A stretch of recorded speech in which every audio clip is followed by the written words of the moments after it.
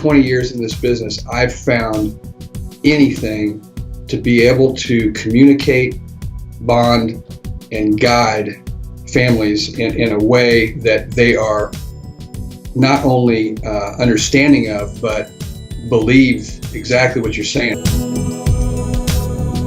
You see them nod their head, and it's a lot of confirmation that yes, you're doing the right thing, and they also appreciate.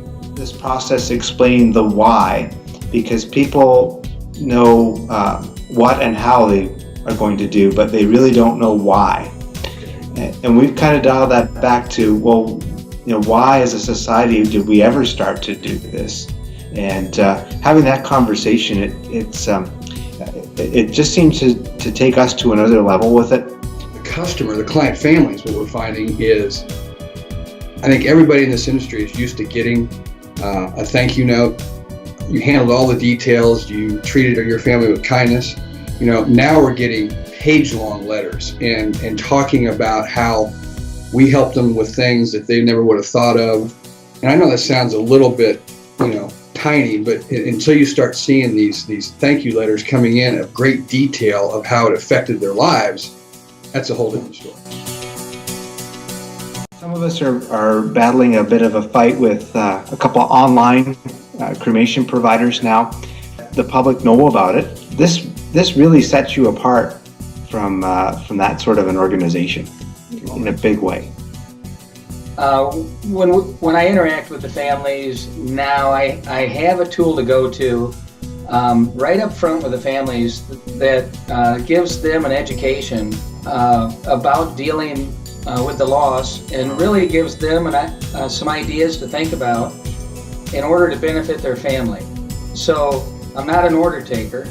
I'm not just trying to create a celebration. Actually helping their families deal with the loss. The arrangers are more confident and extremely excited when they are able to finally have the voice and have the narrative to share with our families what is needed to handle the true loss of a loved one, and to be able to show the value in what we do and how the value affects their family and the long-term emotional health.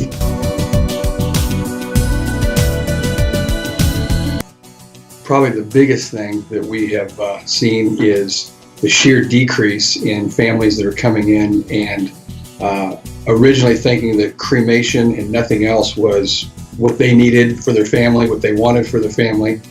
And quite honestly, we have decreased those decisions by 27%.